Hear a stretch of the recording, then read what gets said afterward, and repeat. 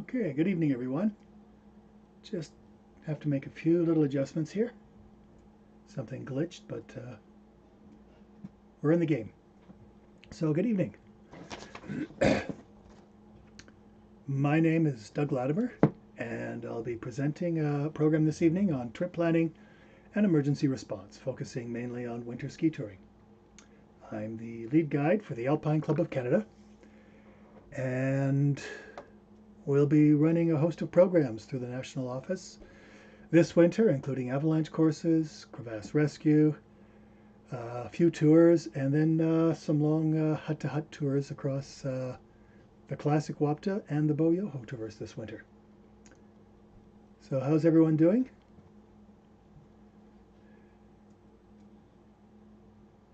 If you have any questions, feel free to send me a message via chat. So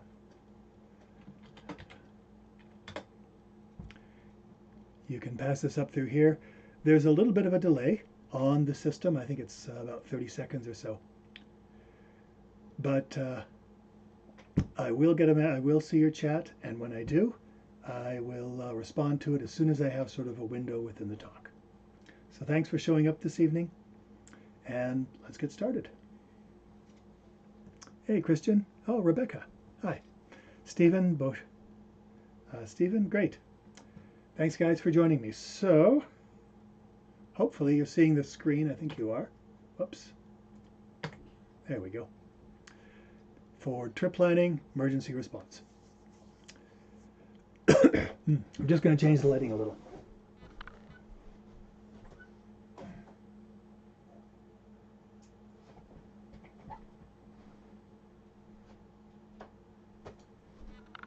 There we go. So there. I don't think I look like him in the witness protection program anymore. So let's get started. So when you're doing a trip, there are a series of steps you want to sort of take and go through.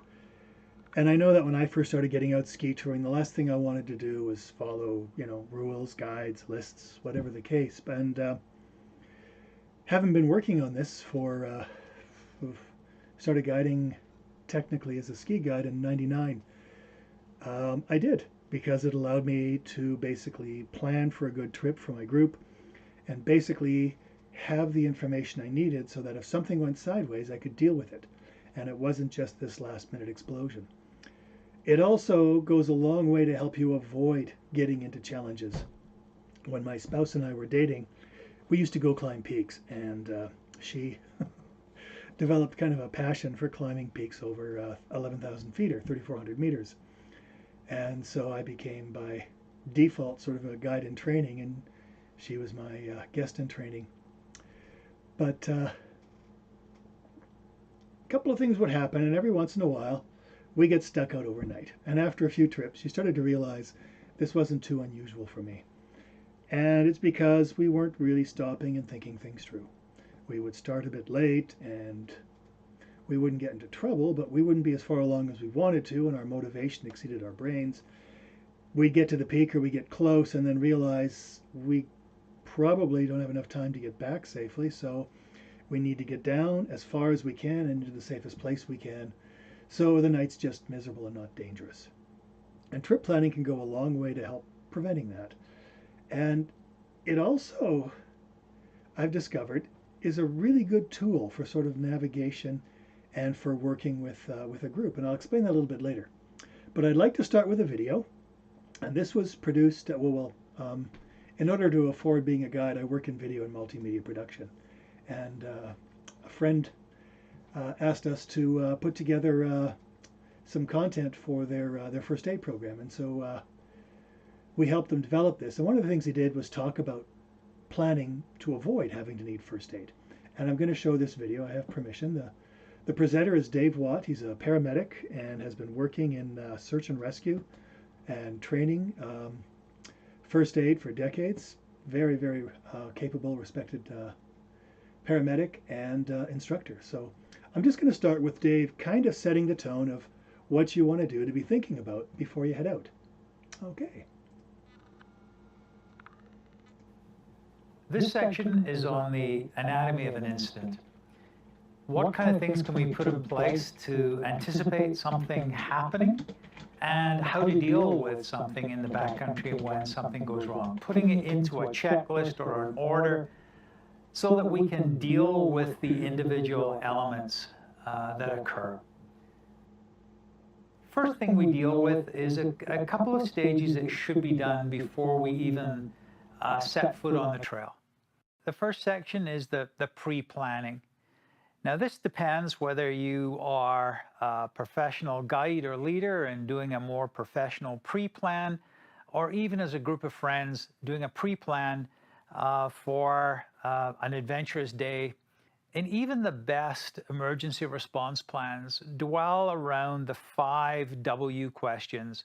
And those are what, why, where, who, and when. So what are we going to do? So what kind of gear do we need to take with us? What's the objective? What are the conditions going to be like?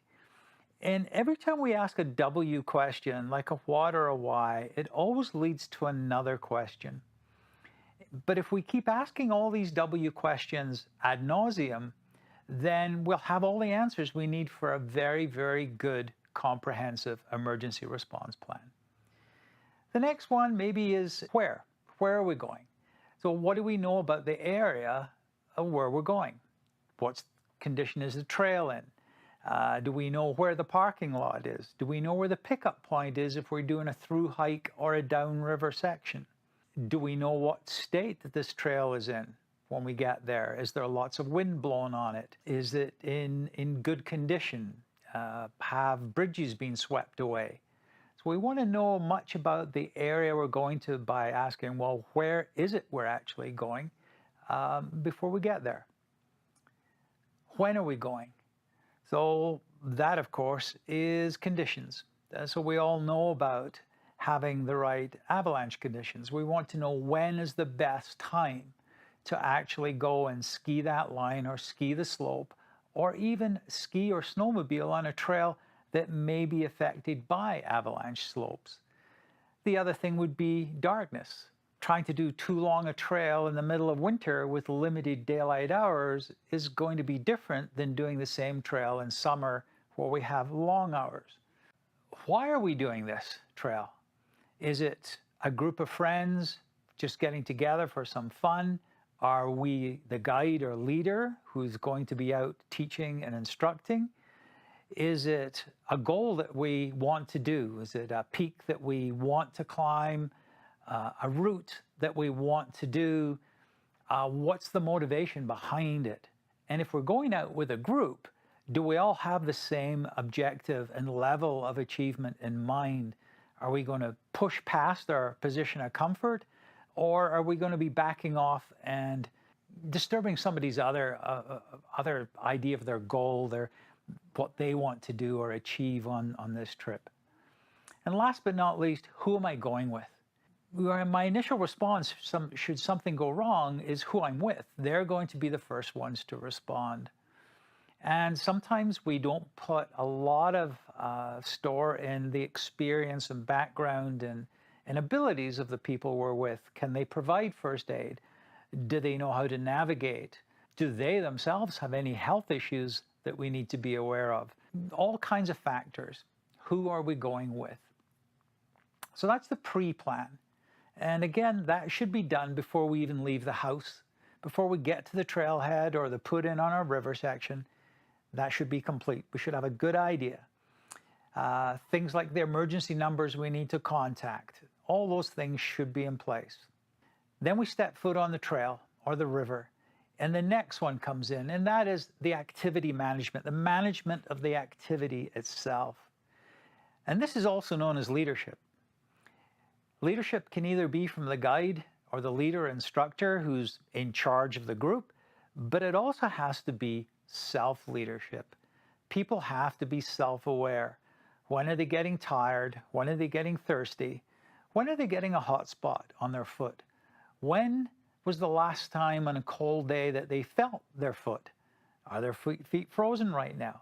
That self-leadership is very, very important, as is being able to say enough is enough, being able to speak up and say, I can't go on, this is too challenging, this is too hard, without turning around at the first sign of being non-comfortable. The other thing that happens in this time is that along the trail or the river, these little insignificant incidents can occur. And little incidents that are often ignored, put aside. So that hot spot, what's that got to do with a major incident happening? Well, a hot spot on a foot that turns into a blister means that now the trail is taking longer to do than was initially planned. So maybe before I get to the overnight stop, the campsite, the hut that I'm going to, it goes dark because I haven't been hiking as much as possible. We don't navigate as well in the dark as we do in the light. So now the next little eye incident is I get turned around. I can't find the objective. And slowly these little eye incidents start to add together to potentially form a big eye incident. And really, when we have these big eye incidents happening where people get hurt, property gets hurt or damaged, environment gets hurt or damaged, then we have an instant investigation. And people always point out the little eyes that were neglected along the way. Taking care of those little eyes is activity management. It's leadership. It's picking up on the nuances that things aren't going to plan and changing and adapting the plan before something goes wrong. Taking proactive action to stop the incident from happening. So be aware and watch out for those little eye incidents. They're easily ignored as they're most often insignificant.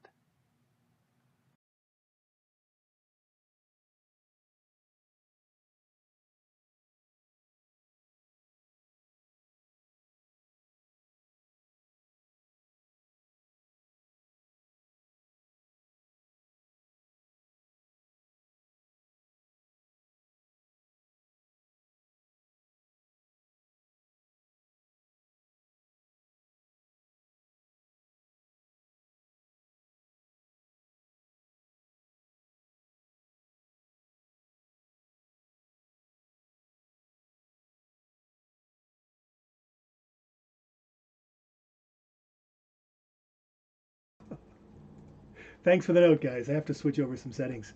So now I'll talk and there'll actually be noise behind my lips. So just for reference, there were a couple of cameos in there. My son was doing the scuba diving, and my spouse was riding the bike. But that shot at the end with Yamnuska and the Milky Way, I was out there by the parking lot at Yam shooting that, and basically I discovered that. Yeah, I think the audio is working now. Just let me know for sure. But I was watching these climbers who were stuck, and they spent the night up on the ridge, or on the face, and eventually their batteries went dead and they went dark as I was filming the night sky. All right, so that's kind of a a really good synopsis of this, and we like to think that people who are more experienced are able to do trip planning and checklists, this sort of stuff, pretty easily, and I do have one kind of built into my brain. I've got a routine that I go through, and I basically follow a checklist that I used for years, and now it's basically locked to memory. And that's actually one of the definitions of intuition, or skilled intuition, is basically pattern recognition. And I recognize I need to follow a specific pattern before I go out and do any trip. And it's something you want to build. It's really useful because people make mistakes, and very good people make mistakes. It's getting a little dated now, but the famous event on Everest, where Everest 96, where I think 6 people froze to death after going for the summit, was really just a series of minor incidents, as Dave was saying. The first one was they hadn't sent the Sherpas ahead to fix the ropes for the Hillary step, and so the people were standing there for hours consuming oxygen and wasting time while they waited for the Sherpas to fix the ropes, and they could all just make a mad dash for the summit. They did not follow their turnaround time. Everest is one of those peaks where you don't just throw a down coat on and say, well, it's going to be a bit of a rough night. You don't know if you're going to make it. So that's really severe. And then finally, nobody looked around until it was too late. There was no surprise that the weather was going to change. They could see it coming in. It was rising up the mountain long before it actually threatened them. But the warning signs were there. So going through a basic trip plan is a really useful idea for those reasons and others. Again, I'll talk about some of the others in a minute, but my basic trip plan is all written down here. And first thing I'll do in the winter is I go to avalanche.ca. And since this bulletin has been available, because I actually started ski touring before the Avalanche bulletin was out, I'm kind of old, I think I've forgotten to check the bulletin twice. It really is burned into my psyche to check the bulletin, and it's a fantastic resource. Avalanche Canada has made a terrific effort to turn this into a lot of ways one-stop shopping. First, you can click on Banff. Here's the bulletin for today, valid until tomorrow at 5 p.m. They may have some closures.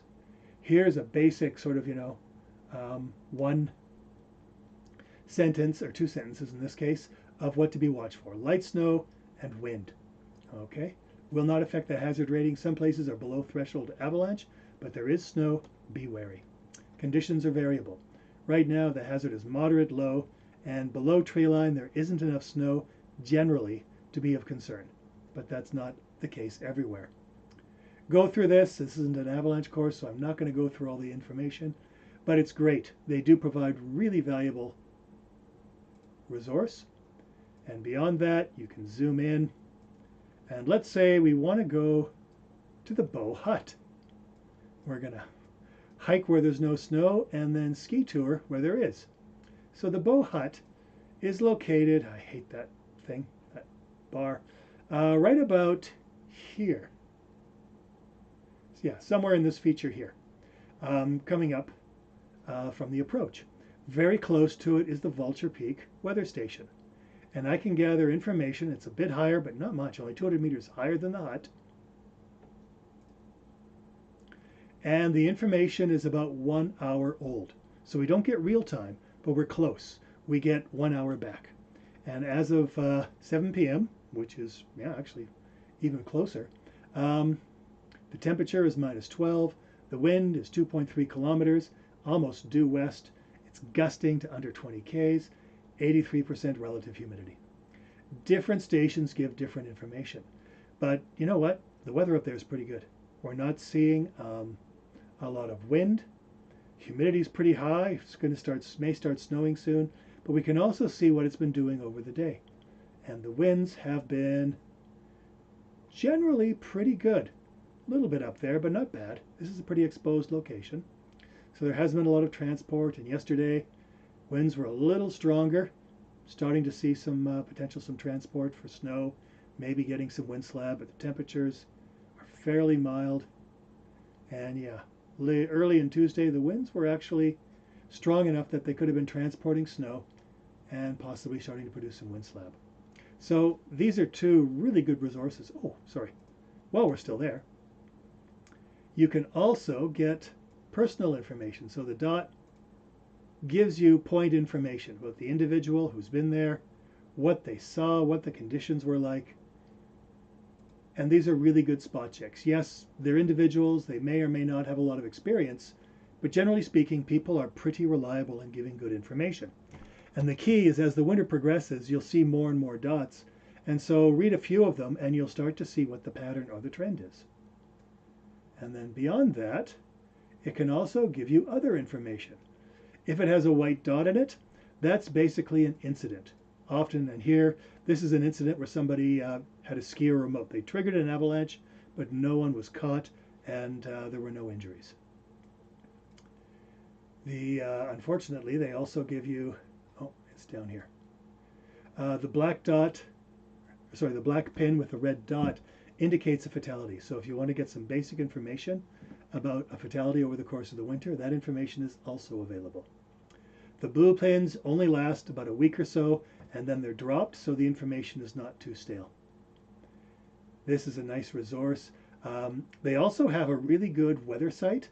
If you go in here, you can go to Avalanche Canada and check the weather forecast. If you have experience reading weather maps and understanding the terminology, it's a very good forecast. If you're looking for just a straight answer, it's not so good. I actually helped teach weather for the Canadian Avalanche Association, and frankly, if you haven't got any training, I struggled for a while trying to read the weather map, the weather information, until I brushed up on it, because it's not for the general public. But if you're looking for a good source, it's great. For a good general spot, yeah, you can go to Environment Canada. And Environment Canada is reasonable, but it has some limitations. For example, it doesn't help you very much if you're in the Lake Louise or the Columbia Icefield region, because they only do broad sort of references. It's going to be pretty mild the next few days, it's going to be clear at night. Okay, that's great. But I'm not going there. I'm going somewhere else. So let me see if I can pull something up, and let me check and see if you can actually see it.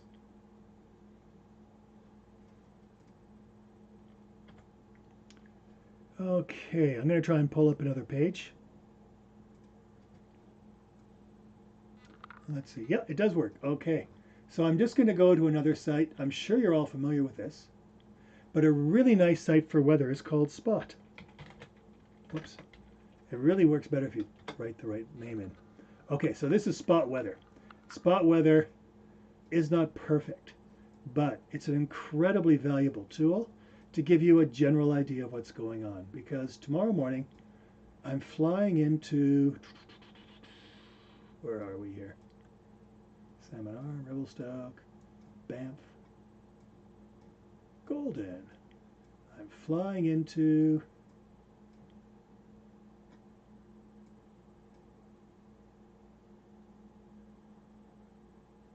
that doesn't make sense.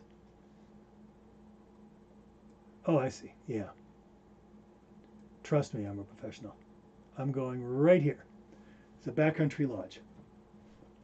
And so I'd like to get a sense of the forecast for the backcountry lodge.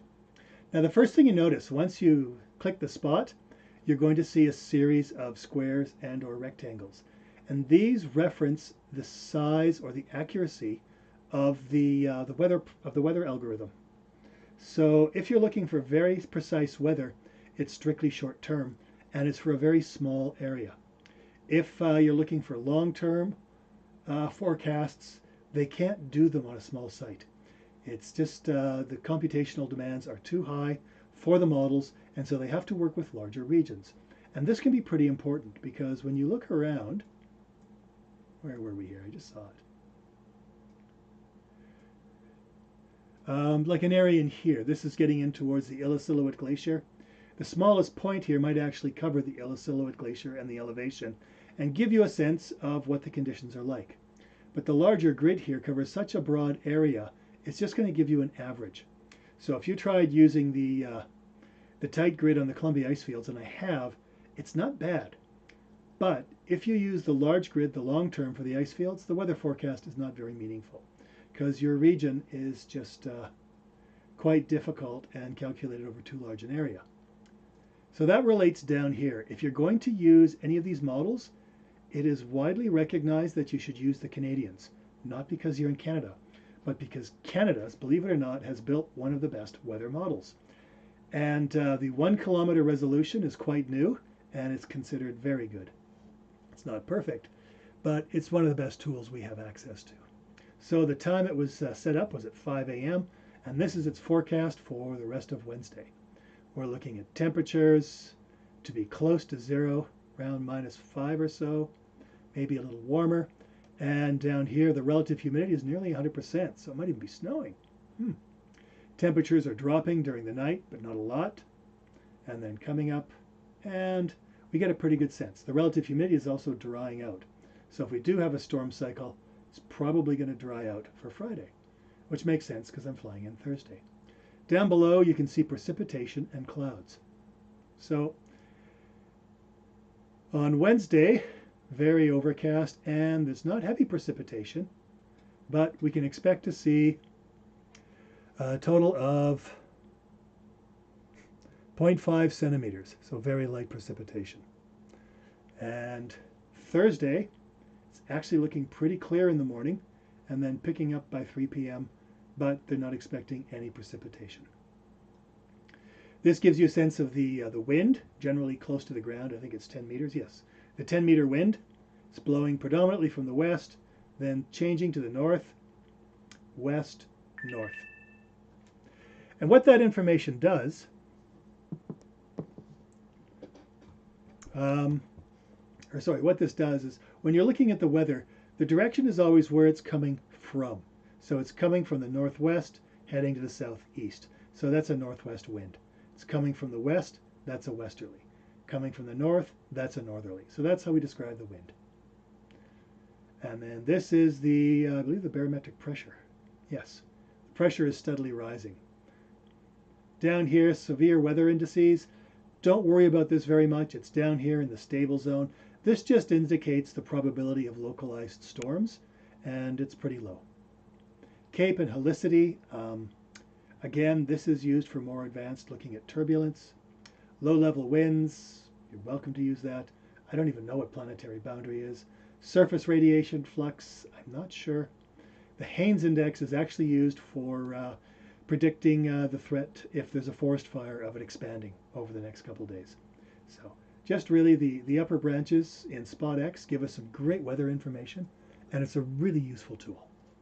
Okay, so that's my recommendation for weather. Then once you get that information, I'll show this to you shortly, but go to the 8th scale, the avalanche terrain exposure scale, and based on that information of the weather and the avalanche bulletin, you can then say, okay, the bulletin said the hazard is moderate. So if I want to go to the bow hut is in an area that's called complex terrain, which will be explained shortly. Complex terrain, this recommends extra caution. It's not saying yes, it's not saying no. There is avalanche terrain in there, but if you go in with the recognition that you may need to turn around and you have the skills to identify the hazards, it's not an unreasonable thing.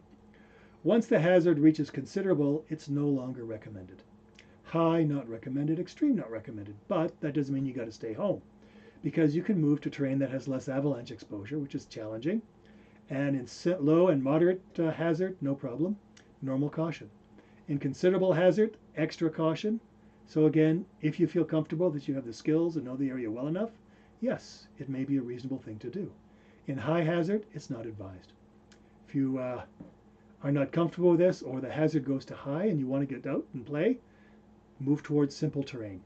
In low, moderate, and considerable hazard, normal caution. In high hazard, extra caution. So again, if you're new to this and you're not sure, you may want to be a little more cautious.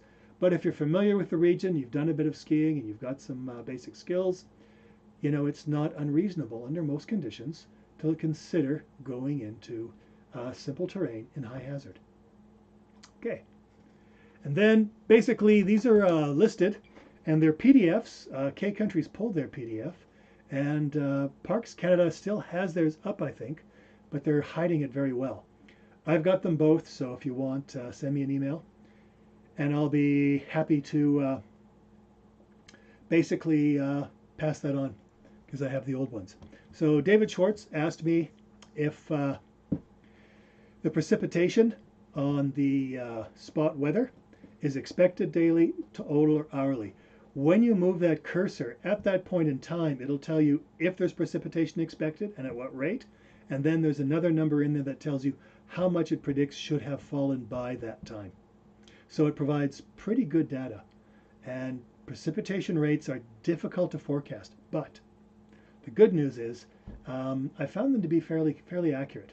Like, it's not 100%, but they usually give me a sense of, is it a big storm cycle, is it a mild event, or is it just a few flakes?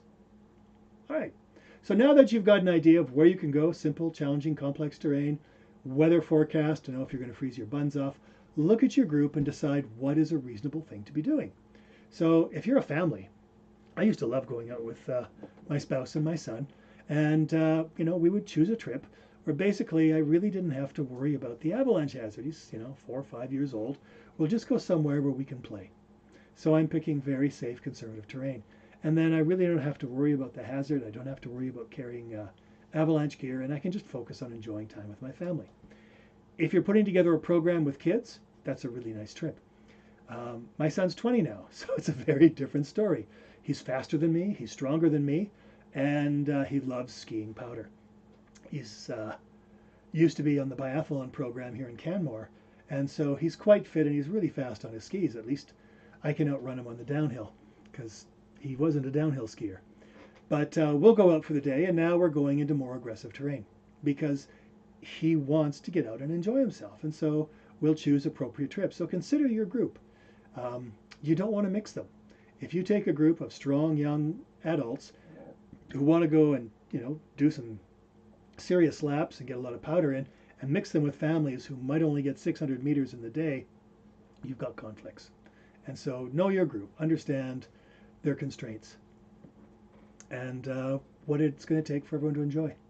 And then once you've got that figured out, put together a simple plan. I'll show you this down the road, but it's basically if you're going to a place with your family and it's pretty sedate area, there's not much travel, easy to find where you're going, where you're coming back, we might leave word with my spouse's mother, and we'll simply say we're going to this area, we'll be back by this time, and we're taking the van, there's 3 of us, and here's our license plate number. It's pretty simple. If I'm heading out with my son and we're going to go do laps behind Vermilion Crossing, where there's some really sweet powder behind where everyone else skis, I'm going to tell my spouse we're going to Vermilion Crossing. We're going to be skiing the back slopes in this area. This is where I park my car. It's on the side of the road. It's not at a trailhead. And I give her the information as well as the time I'm going to be back. And if I'm late, she's going to call the wardens. That's what she's supposed to do. And so allow some time so you can be a few minutes late and know when and where your cell phone works so you can call them if you are running a bit late. But understand that that's just normal practice. And my spouse, she'll do that. And, the wardens want us to do that as well, because they'll simply have a vehicle when it's doing its check, see if the vehicle's still on the side of the road. And if it's not, they'll simply call back and see if we've returned home. And if we haven't, they're going to start expanding their look. And so they haven't made a full call out for a rescue, but they know on their radar there's someone who's a little bit late. And this is a good idea because they want nothing more than to see you get home safely. And so if my son and I were dragging our butts out at 8 o'clock at night, and lo and behold, Percy Woods, park warden, is standing by my vehicle with a headlamp on and sees me coming and says, a little bit late, Doug? I'll just look very sheepish and say, I'm sorry. I blew my binding and we've been dragging our butts out. He'll just say, everything's good? And I'll say, yeah, thanks for looking. Thanks for checking in. And he'll just say, no problem. And that was the end. That's their job. They're good at it. So don't be afraid. All right. Beyond that, we do a quick checklist. And then just before you leave, because often you want to plan a trip, usually a few days in advance. Conditions can change. Check the bulletin, check the weather just before you leave, and see if anything has changed in a way that's better or worse. Maybe you want to up your game. We've had lots of good snow, and I know of a place to get some much bigger lines. Hey, Aiden, let's just change our route. Or, things are getting a little creepier. It's like, well, okay, we can ski in the same area, but we're just going to stay a little closer to the lower angled features near the highway, and we're going to stay off the bigger, steeper lines. So you can adjust and we figure it out, and then you're good to go.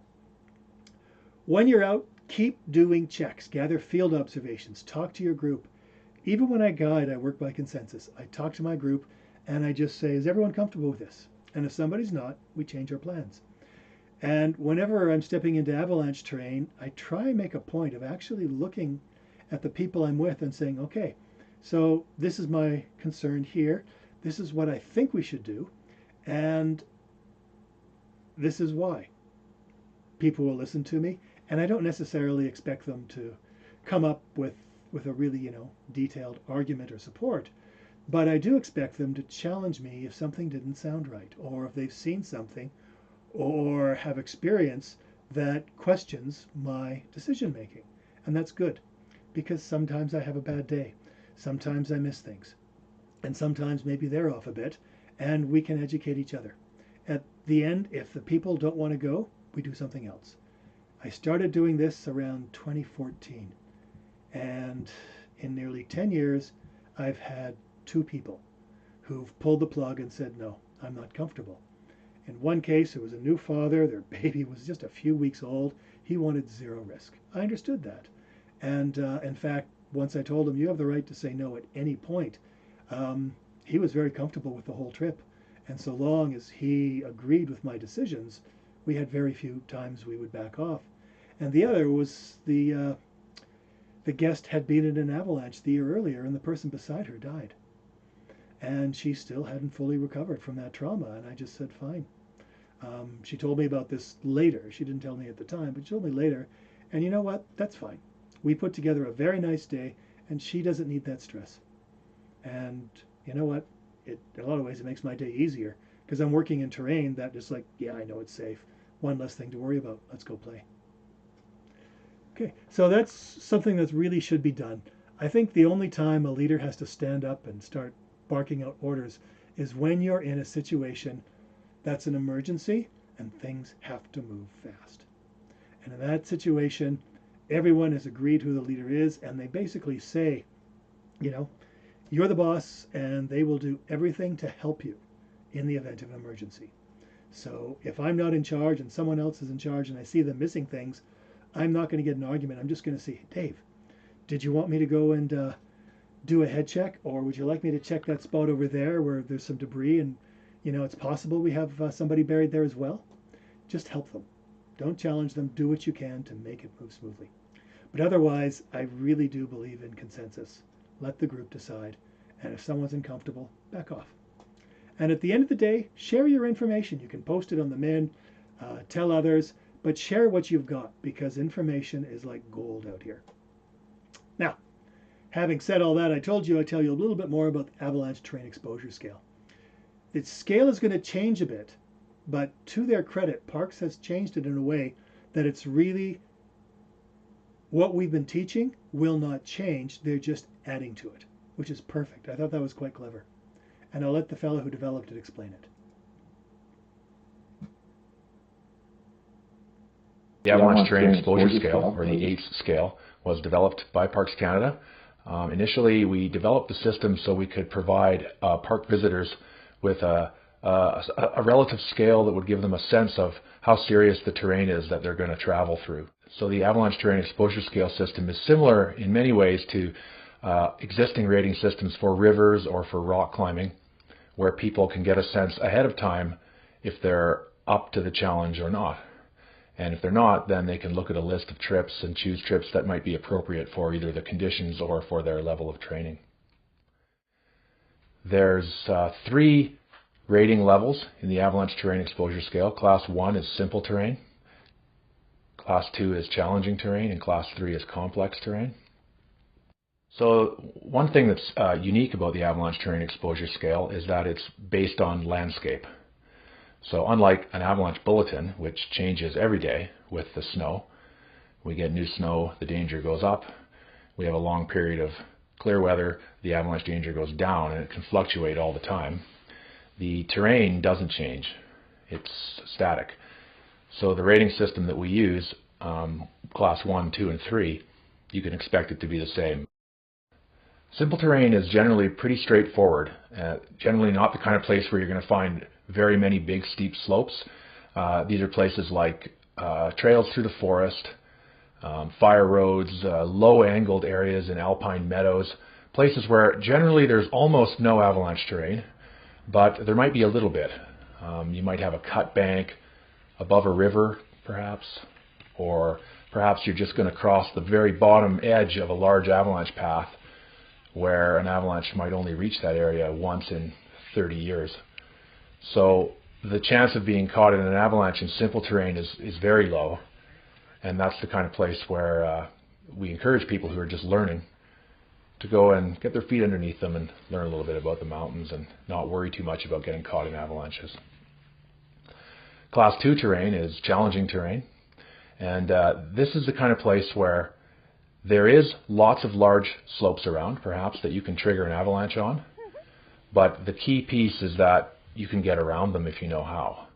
So this is a place where, to travel safely, you need to be able to recognize avalanche terrain. You can't travel blindly and assume you'll miss all the avalanche terrain, because there's sometimes lots of avalanche slopes around.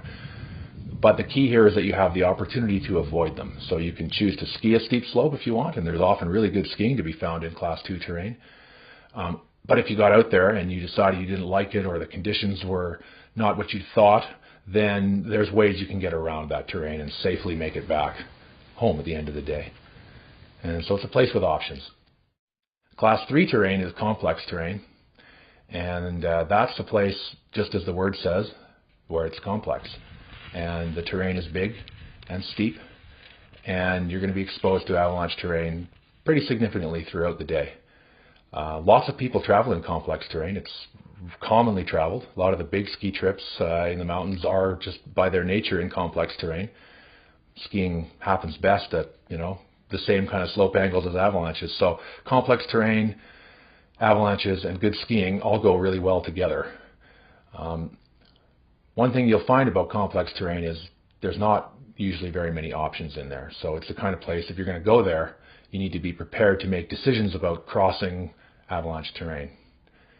And your choices are often either to go in it or not. You don't always have a logical way to get around the slope, or perhaps you're going to travel up a very steep valley with multiple avalanche paths that overlap the trail. And so you need to be prepared to travel through those. You can't assume that you'll get around them. If you're going into complex avalanche terrain, then expect to be exposed to big avalanche paths.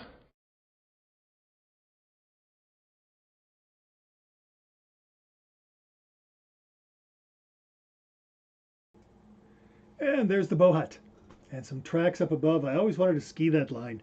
Now it's pretty much melted out and gone, but I never had the stability that I was going to stick my neck out there. Oh well. There's other great lines to be skied, and I have had a few of them. Now, Stephen actually asks a really good question about, can you venture into Class 1 terrain without an AST1 and go alone? So I'm supposed to tell you should never go alone. And you should never go into the mountains. Oh, Mika, I'm jealous. And you should never, go solo or in the mountains without an AST1. Okay, that aside, they're changing the scale. And so they're going to introduce 0 and 4.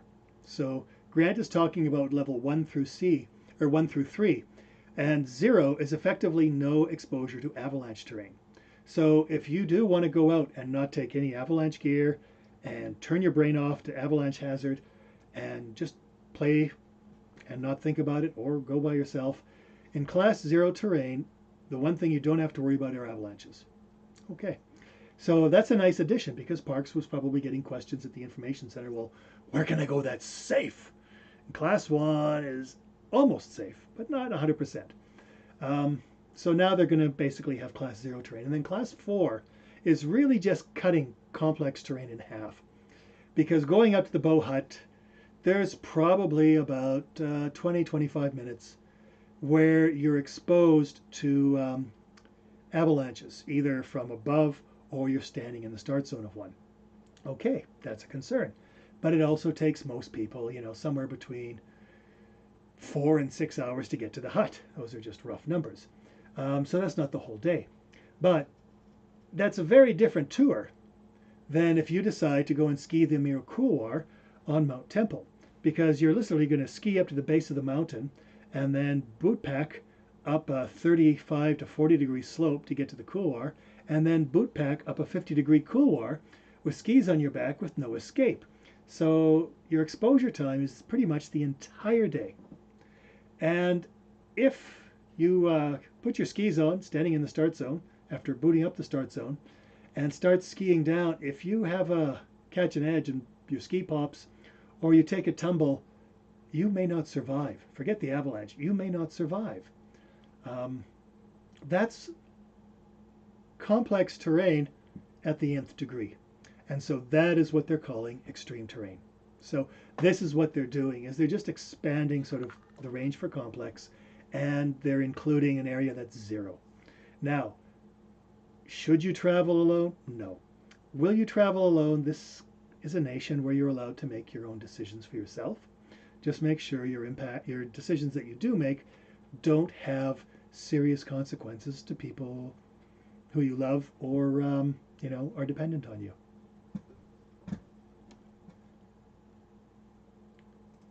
All right. Okay, so I'm not going to get into this too much. If you want to calculate your travel time, I'd strongly recommend looking up the Munter method. I'm going to do a write-up on it down the road, but it seems to be about the best sort of easy way to calculate your travel time, and it does take into account elevations, going up and coming down on foot, coming down on skis, and it's pretty good. So it's the best one I've seen. Look it up, and it'll help you figure out your travel times.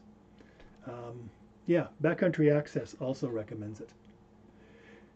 In the old days, and this is how I learned to do a trip plan, I took a navigation and map and photo interpretation course in college back in the 80s. And so I had to work with maps and looking at this, be able to basically create a 3-dimensional image in my mind. And then I could start to get a sense of what I was traveling across. So you can measure your distances, calculate your travel times, and basically just write down. So from here to here is about 1.5 kilometers, traveling southwest on flat terrain, half an hour. Okay, that's traveling with, a good-sized pack and touring skis. And then working my way along the creek in a fairly open valley. Here's my distance, 0.6, my travel distance. And I'm actually looking at the landscape and I'm starting to sort of visualize what it'll be like to go through here. And then at some point I have to go around this little knob. I wonder what that is. And there's a bit of an elevation gain. And then I drop again. Oh, it's a hill. All right. And once I'm in the hill, you can't really see on this map, but this is the base of where the Bow Glacier used to be. Okay. So it'll be a recently glaciated landscape. Follow this along into a fairly tight feature, and I'm going to escape it at about tree line.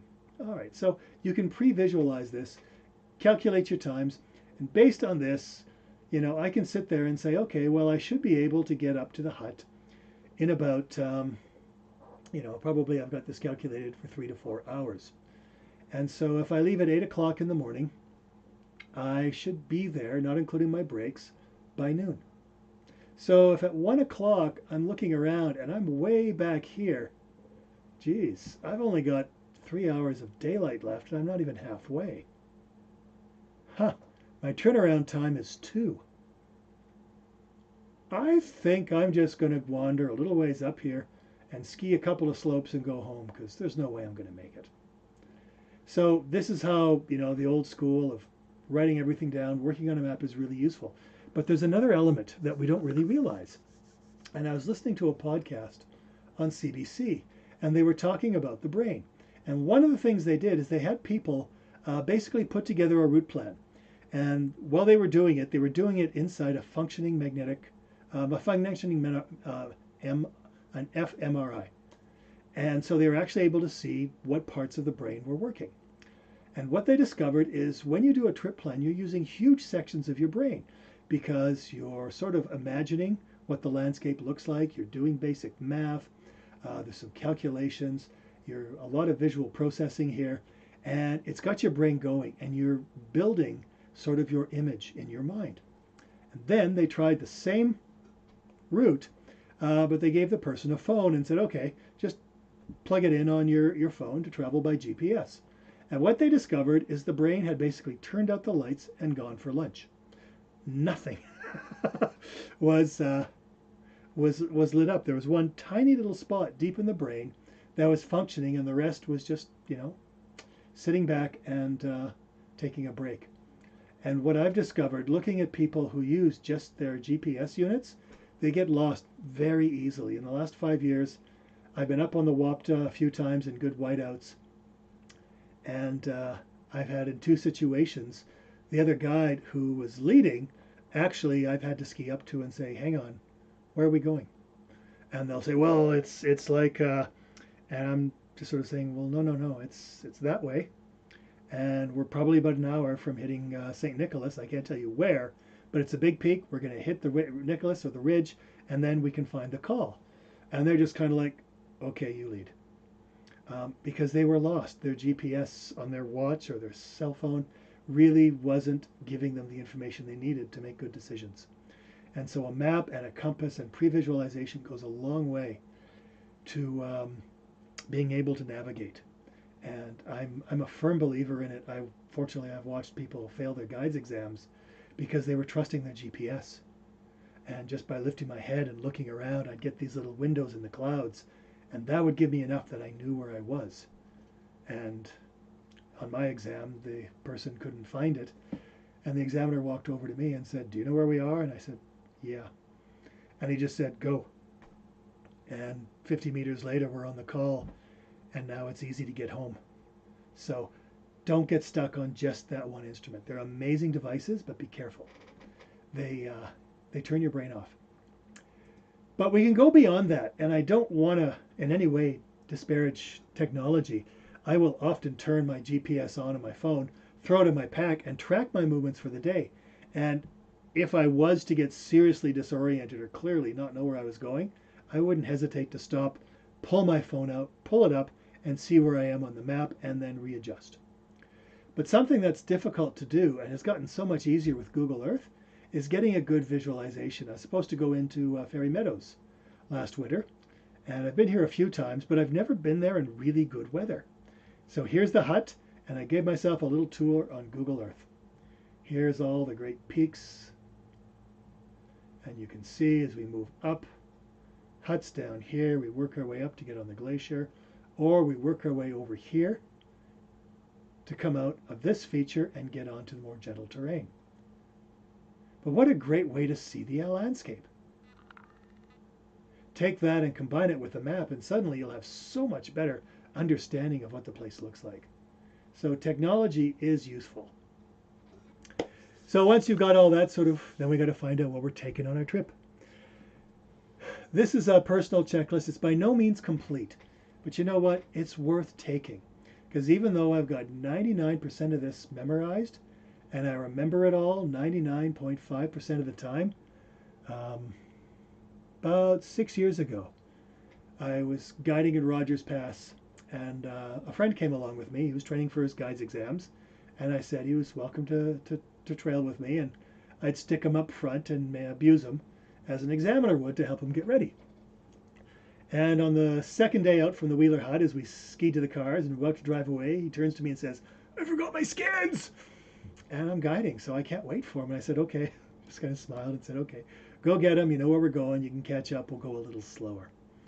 And so he's really embarrassed, and he runs away, and he gets his gear, and we're halfway up McGill Shoulder when he finally catches up us just about at the top, and we're ready to ski down. And, you know, I kind of smiled at him, and he kind of shrugged and looked embarrassed.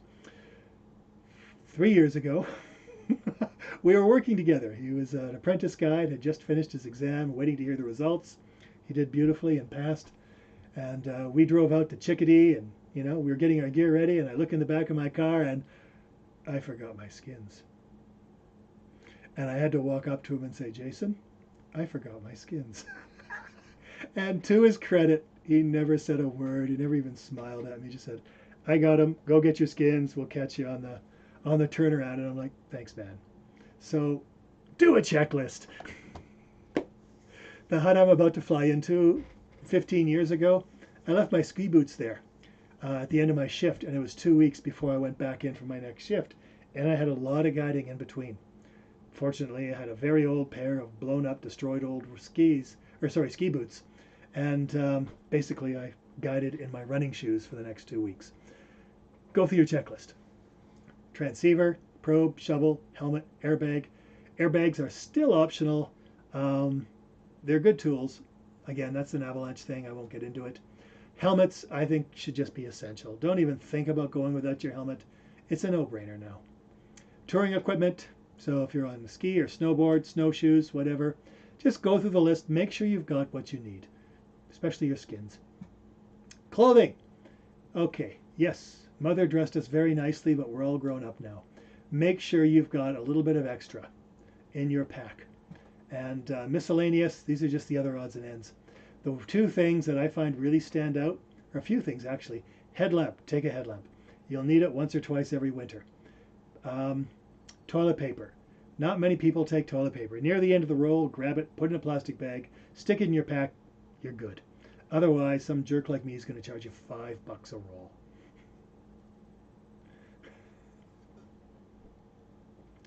roll. Water bottles. If it's really cold out, your water bottle is going to freeze. If you have a platypus or, one of those things with the rehydration system with a little plastic tube, they freeze, especially when it's cold. Even with the fancy extra keep it warm attachments, they freeze. My 1 liter bottle with a big wide mouth, it also freezes, but it takes a long time. If you flip it upside down, the top freezes, so when you flip it back up, you can actually drink from it. It's a cool trick. If you wrap your water bottle in a jacket, you might just make it through the day of a really cold day. Or what I do for dare trips is I carry a thermos. Yes, they're heavy, but I'm guaranteed a warm liquid. Don't take a narrow mouthed bottle because they'll freeze fast. And it's hard to refill them in the field. So that's the stuff everybody needs. And within the group, you also want to make sure you have an appropriate first aid kit. Just a simple repair kit. I've been paring mine down every year. And I think I'm down to almost just sort of the bare essentials that I gotta have to be able to get somebody home. Basic shelter, you'll see that. Just a tent fly, a piece of nylon, something that you can get out of the wind with or wrap somebody up and drag them if you had to. A lot of the snow saws are also good for wood, but not all of them. The really good snow saws don't cut wood. The really good wood saws will cut snow. So within the group, it's nice to have because if you're going to do some avalanche tests, you need the saw. But more importantly, if somebody gets hurt, you might need to just trim down a few small trees and get some brush out of the way so a helicopter can land in that clearing and get somebody out. That is the answer. That is a gift. However, if you can't clear that area, they're going to have to long line. So the helicopter hovers, there's somebody hanging on a rope, they lower them down, package the patient up, they lift them vertically, and they take them not very far, they land in a safe spot, they then repackage them, stick them in the helicopter and get going. It's a much more complicated and a much more dangerous procedure. So even if you're in a national park, somebody gets hurt and you just got to drop a couple of little trees, like every other normal little tree, in an open area. You can ask the wardens on the radio. They'll say, yeah, do it. I've seen wardens not hesitate to cut down things. I've cut down a few things. The wardens didn't even bat an eye because they had to get somebody out. So it's common sense. But, if you're sitting there clear-cut logging basically an old-growth forest because you want a little more space, yeah, you're going to court. But if you're taking down a little shrub to get somebody with a broken femur out in -30, no problem. Okay, lighter, fire starter. I actually keep that in my first aid kit. And it's good to have a little extra food. Talked enough about navigation. Take something. Pretty much everyone has communication these days. So cell phones work in a lot of places, like Rogers Pass, Glacier Park. Actually has pretty good range. If you're around one of the ski hills, you probably got coverage. Sat phones are amazing. You can rent them out of Calgary. You can rent them at YAM sometimes. I don't know if you can rent them at the ACC. They do have them. They do use them. But yeah, maybe check at the front desk and see if they rent them because they're so nice. And they're pretty affordable when you rent. Snow study kit. I would say take an evaluator, take a slope meter. Those two things you really should have in the backcountry. The rest is optional. If you want to build your skills and you're heading into the industry, yeah, by all means, take this stuff and play. If you're just going out with friends, you know what? Don't be too worried about it. So, this is what goes into my pack. And it's my little stop motion in the garage. So that's my tarp. I can put 3 people sitting on their packs in there. And that yellow flap is velcroed in so we can open it up and breathe. I carry a nice big down coat. Usually it's for me, sometimes it's for a guest. When it's really cold, I carry 2 down coats because I'm going to need one, the patient's going to need one. Basic first aid kit. And radio, I carry a VHF radio. It's not recommended for the public. Go with the cell phone or the sat phone or the InReach. InReaches are pretty amazing devices now. Compass, GPS, yeah, if there's any uncertainty about finding your way, carry the tools you need. And then I carry a little field book, and I have basically emergency phone numbers, companion avalanche rescue, a little form so I remember what to do for patient care, and I have the phone numbers of all the emergency resources for Western Canada if we had an accident in the backcountry. That's my slope meter. I do carry one all the time. You'll find that sometimes you get pretty good at reading slope angles, other times you want it to be something, so you see lower angles. I do print up the avalanche bulletin so I can discuss it with my group. If you're leading a trip, it's not a bad idea. And this is my repair kit. A couple of straps, a Leatherman screwdriver, some cord, extra batteries, and a tail clip for your skins. And that actually can get me through quite a bit. Okay, there's the classic snow saw. That'll also cut wood. It's the bone saw. I think it's, I can't remember if it's MSR or BCA. It doesn't matter. Good shovel. Just get a good, solid, reliable shovel. Don't buy one of the really fancy ones. That is a really fancy one, but I shovel for a living. Probe, we now recommend at least 3 meters because we're getting live burials at those depths, which is a really good sign. It means we're getting better at this. Avalanche transceiver, yeah. Again, it's not an avalanche course, but everyone should have a good 3 antenna transceiver. I really couldn't care less which one you have, so long as it's, in the current list of good beacons. Headlamps weigh nothing. Take a headlamp. That's actually where I keep my spare batteries for my transceiver. Make sure you got some good gloves. That's when they were new. A hat. So that's a wide mouth water bottle and a thermos. And then just a little extra food. If you have a bad day or somebody doesn't have their lunch, it's nice to have a little extra. And there's my $5 a sheet toilet paper. So bring your own. Okay. Skins, I would never forget those.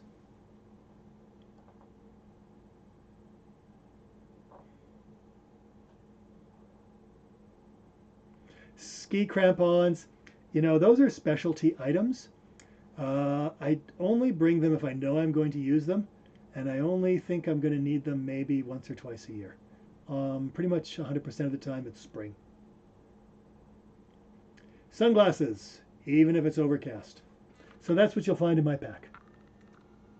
Okay. A couple of other resources you can look for are books. I know it sounds boring, but there's some really good ones out there. Mark Clausen and Chick Scott have done Summits and Ice Fields for the Rockies and the Columbia Mountains. Excellent books. They have included the avalanche terrain exposure scale within their books. Their travel times are very reasonable, realistic. And when they give you an estimate of how difficult or how easy something is or how committing, they're very honest about it. Mark is a superb and very talented guide and an incredible skier. Chick is an extremely capable tourer. And so between the two of them, they've got good information. And I find that's not always the case with ski books. Another one that I really like is Marcus Barano's series, Confessions of a Ski Bum. These are nice books, but there's a couple of things you need to know. As I said, I like Marcus. I think he's done a great job of sort of exploring and sharing what he's found. But Marcus is a very talented skier. And what he considers reasonable, I consider pretty hardcore. And what he backs away from, I didn't think could be skied. So take it with a grain of salt. Also, he hasn't put the avalanche terrain exposure scale in his tours. I haven't looked at his most recent books, but some of his older books, they don't have them, so that information is not available. Rogers Pass is basically, Mecca. It's where we all must go at least a few times in our life to discover how great the skiing truly is. This is pretty much the only guidebook, the Geo books. Okay, let's see what we got. They changed their site again. But anyways, they've produced the guidebooks for Rogers Pass. They have a map and a Rogers Pass North and a Rogers Pass South guidebook. It is a good book. I do not know about the current edition, but the previous edition, which I have, does not have the avalanche terrain exposure scale on it. However, Parks has done a really good job of listing most of the popular tours, so you can get it off of Parks. And again, some of the routes in there are pretty extreme without them saying they're really all that difficult or telling you just how out there you are. So just be a bit careful. It's a fantastic area to ski. This is the book. It's the only one out there. And it does a good job of describing areas and locations. But just remember, if you're just coming in blind, it's big country. And take it a little easy till you figure the lay of the land. Other resources, I mentioned the MIN off the bulletin. The Mountain Conditions Report is produced by guides. And so in theory, if you're getting information from a guide who's just been out there, it should be good. However, keep in mind, we're human too, and it's just one more source. Also, there's less of it because there's just fewer guides running around, and so we don't necessarily get to all the places people want to go skiing. But those are some resources. Parks Canada has a safety page that they haven't been pushing too much. K Country has an Instagram account, and I believe it's really active. K Country's done a very nice job with their social media. If you're traveling into different areas, there are avalanche bulletins for Quebec. There are some avalanche bulletins around, I think there's a few up in the Yukon, and there is in the States as well. These are the various links. So there's other resources if you're going to travel. With Glacier Park, you do need to go through a permit system, and there's an online program, easy to find, just do a search, and you'll get it. And so with that, I'm just going to wrap up, because I've been talking for a while, and I'm going to finish with the second half of Dave's video of what do we do if we do have something go wrong on our trip. If something goes wrong, we then have our incident or our hazard happens. Now these incidents could be a whole variety of different things. They could be the group got turned around. It could be that we've lost a group member. It could be, though, that we've had a first aid incident happen, or we've had some bigger disaster. For example, a boat overturns in a river. We've lost somebody now who's swept downstream. We've had a slide of a slope. We've now got an incident that we need to manage. The first thing we've got to do is make sure we get nobody else hurt. So the first part of our next 7 stages of response is to control that hazard. Some hazards can be controlled. Some hazards have to be avoided. Be sure to look around. We always talk about this on our first aid courses, about making sure that rescuers aren't endangered. Remember, in the outdoor environment, once we've done a hazard check, things can change, conditions change. Could even be as simple as it going dark. That will change how our response is going to unfold. So be aware of hazards. We want to avoid them. We don't want to make the same mistake that just happened. But we also have to reevaluate those hazards on an ongoing basis. So if this incident happens, we check the hazards. Once we know the hazards are controlled or we can avoid them, if someone's been hurt, we need to perform first aid. And in reality, this whole course that we're embarking on here is really to do with the stabilization of first aid incidents and injuries.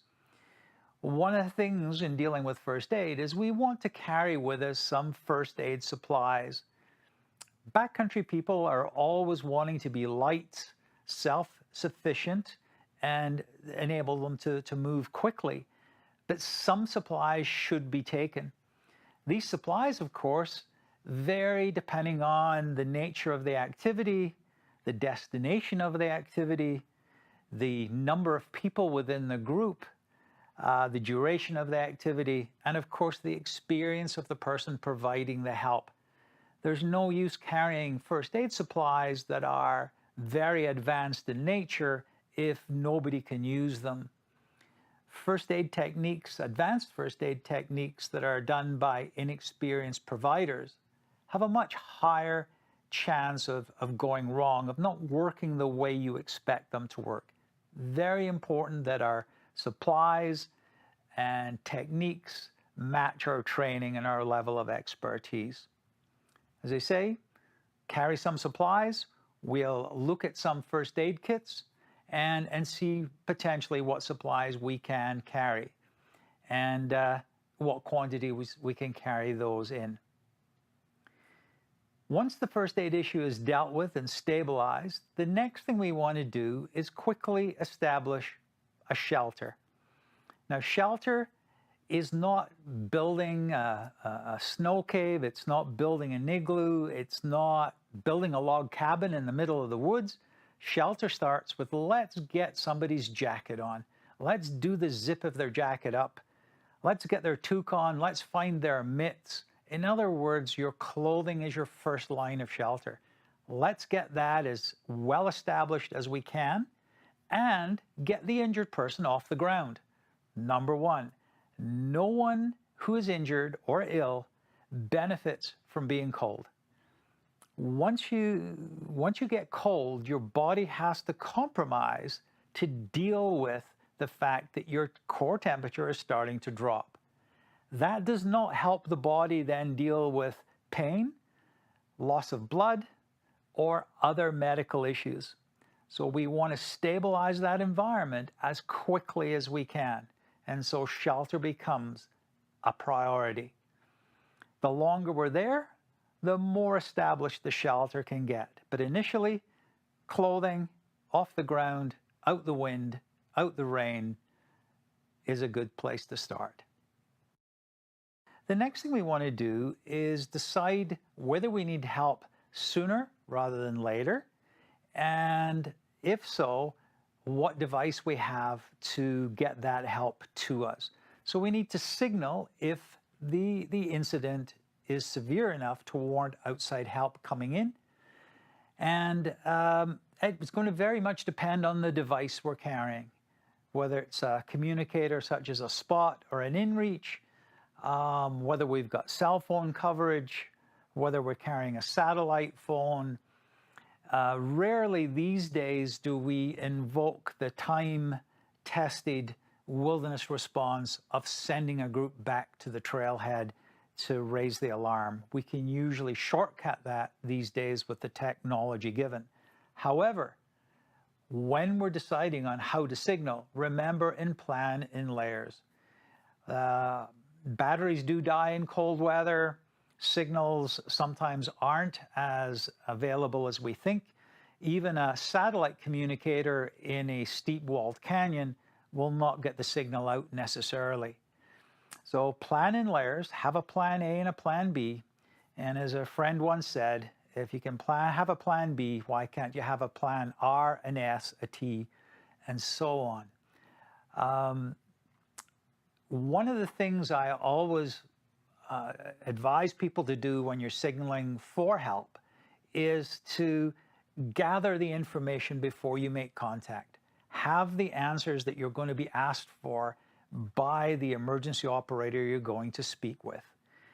You don't want to try to keep them on the line while you work out where you are and what you need. Have that there. If you're having if you've got a map and you can give them a grid reference, if you've got a GPS unit and give them a lat long, the more information you can give someone on your location, the better. My advice also is to, as soon as you have contact, tell them you have an emergency and tell them where you are. That means that if we now drop the signal, lose the signal, the battery dies, at least someone has heard the word, I need help, and this is where I am. They can then work out what they need to send. So have that worked out before you make contact, but get the signal out. Another friend always told me that you can always turn back help. So with the inReach device, for example, that has two-way communication, they will even advise you to raise the alarm by pressing the SOS button, and they will start a communication with you. You can always cancel the response. Either somebody turns up to help you, who's unexpected, or the person suddenly gets better, the situation isn't as you first thought. you can always cancel the response. So many of our backcountry responses are done by groups who aren't necessarily standing by to rush to your aid. And they need time to organize, group, get resources together before they can respond. Giving them a little bit of notice that you're going to need them to respond can shorten the whole response time. Get that signal out when you've made the decision you're going to need help as soon as you can. Once that's done, you want to consolidate then your position. That could be that you're going to make your shelter a little bit more weatherproof. We're maybe now going to think about getting a tarp up, building a snow wall, building a wind wall, maybe even moving our patient a small distance to make use of the environment itself, over on the leeward side of a ridge, in behind some boulders, away from the riverbank and into the trees where it's more sheltered. We can make that kind of stabilization. And as well, can we get a fire started? Fires are great tools if we think we're going to be there for a length of time. If we're above tree line, very hard to get a fire started, but a good idea to carry a stove. So we've still got a source of heat where we can produce warm drinks, which is a useful thing to do. A fire's nice, as I say, as well, if we're below tree line and we can get fuel to get a fire going. So carrying a fire start kit becomes a very valuable piece of equipment, and one that these days isn't as often carried as it once was. We discourage people building fire scars in our backcountry. We don't want that. And so people then don't think about, well, if I need to get a fire started. Once we've got those things stabilized, and if we're going to be out for any length of time, the next thing we need to maybe secure or look for is a source of water. We can live a long time without eating. We've got a lot of energy stored inside us that we can use and utilize, but water balance in the body changes quickly. We use water to release energy from the food that we may be eating. We use water to support our circulatory system. And again, in an injury situation where some blood might have been lost, replacing a little bit of water is not a bad treatment. Little sips often is a good idea, but first of all, we have to secure that clean water. To that effect, good idea in a kit to have some kind of way to clean water, to ensure that we're actually drinking clean water. And again, we've got various ways to provide that clean water, whether we're going to filter it, chemical it, UV it, or boil it. Got lots of different choices in there. Last but not least in our hierarchy of responses, to have some kind of food source. One of the things the body craves, especially when it gets cold, are easy to get calories.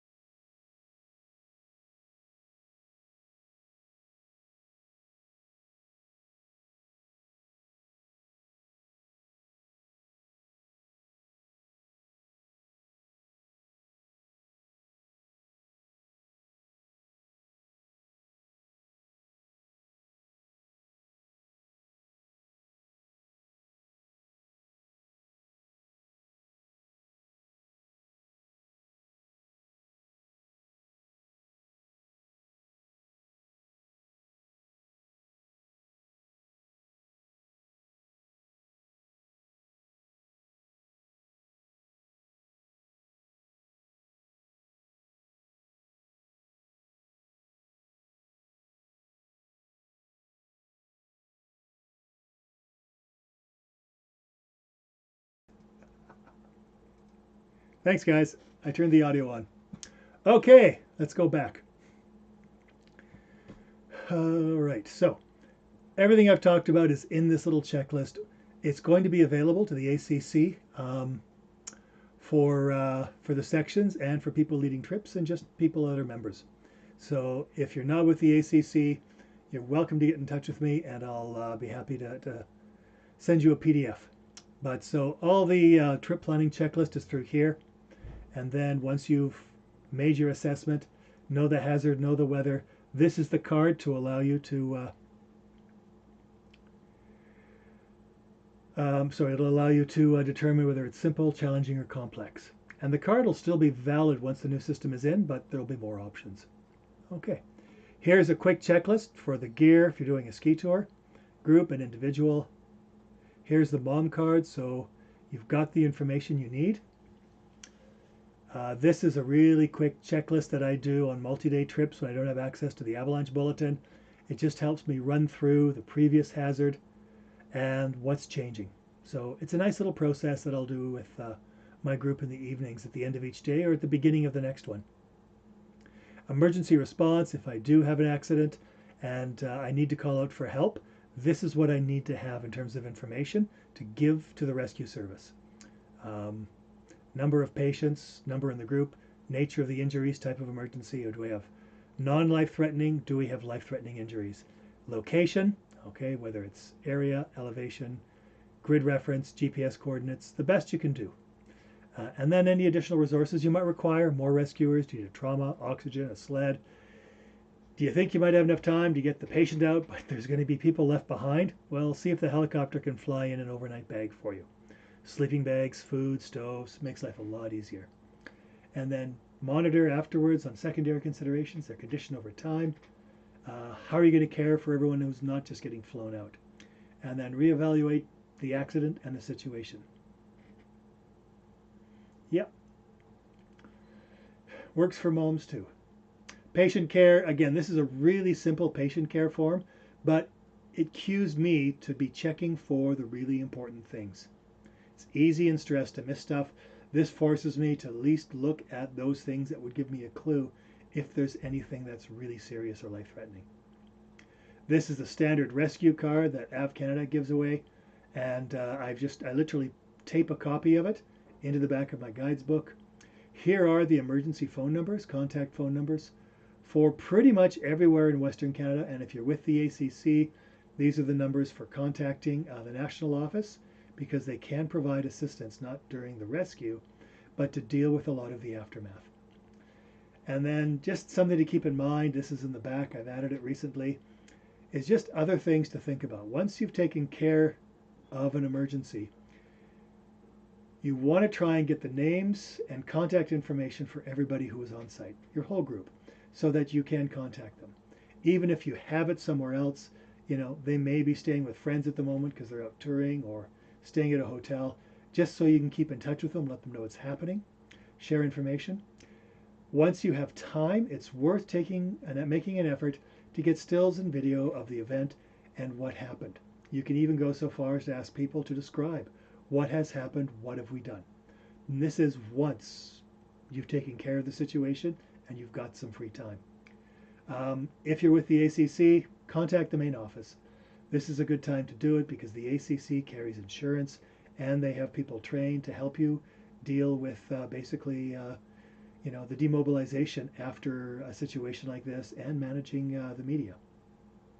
So try and get statements from everybody in the group. Don't speak to the media. Don't post information on social media. And this is for the well-being of your group. It's so easy for things to spiral out of control if something has happened. And there was a case not too long ago where there was a fatality of a snowmobiler, and the RCMP were notified, and they were trying to contact the deceased's wife. And she found out, not by the RCMP telling her what happened, but through a series of posts on Facebook that were becoming increasingly off track and distorted. So as a courtesy and respect to the people who are involved in an event, don't post. Just let the authorities do their job, let the information go through, and it avoids a lot of speculation and erroneous information getting out there that can really hurt people who are family or close to the individuals who've been injured. And then just, again, this is an ACC thing, but if you are getting questions from the media, just refer them to the national office. They're actually trained for it, and you're paying for that service. And then if you can, just, check on how your group is doing. People can get pretty rattled by this. You're probably going to be pretty rattled by this, and you may need to start looking at outside resources.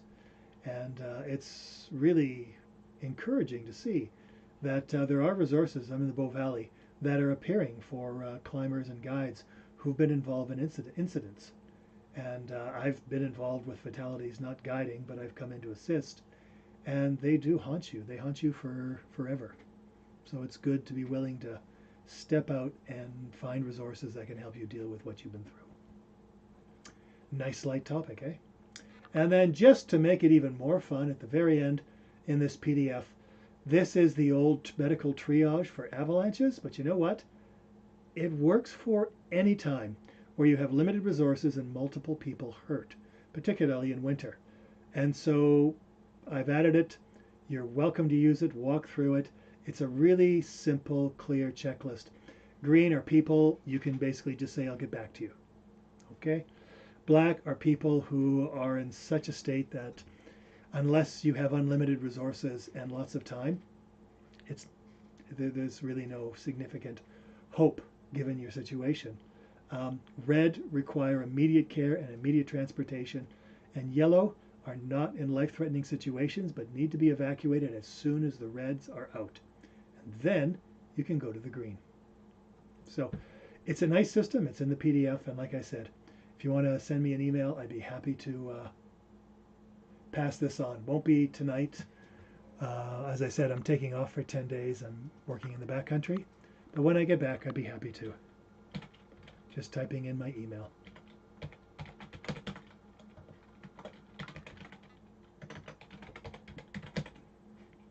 Okay. So you're welcome to. Otherwise, that's pretty much it.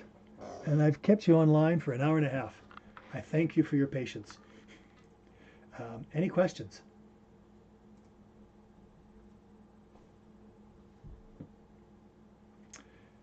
Funny thing, I'm the mom filling out the cards so my kids can find me. Yes, it works that way too. But even mums have mums. Because when my spouse and I would go out, we'd leave it with her mum. And her mum used to leave the information with us. And then the one time they didn't come back, I drove out to the trailhead and went to look for them and told my spouse, if you don't hear from me in an hour, call the wardens. And when I got there, they'd left and they'd gone to Calgary and forgotten to call us. And so she felt horribly embarrassed despite me saying no.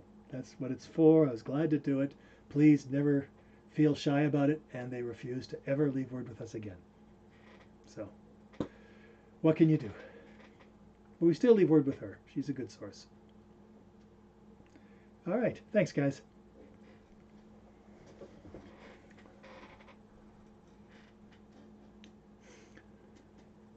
Paper topo mounts. Yes, I was just on the Wapta with my spouse this spring. I had a week off, and we decided to do the Yoho Traverse because my spouse had never done it. And I was going to guide it in 2 weeks, so I figured I can get a heads up on it. And I took a paper map with me because I'm old. And it was hilarious because the bow hut was full. And when I pulled out my paper map, everybody swarmed around that map because they could see everywhere. I was the only person who wasn't navigating on my phone. So yeah, I think paper is fantastic.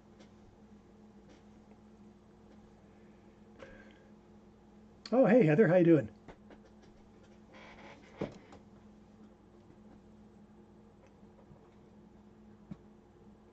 That's me a while ago, because my son was 4 then.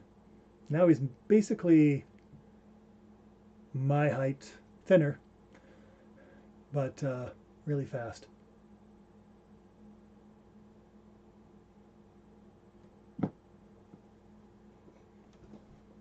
Okay. Thanks, guys. I'm going to end the stream then. Thanks for tuning in, and hopefully we'll see you in the mountains.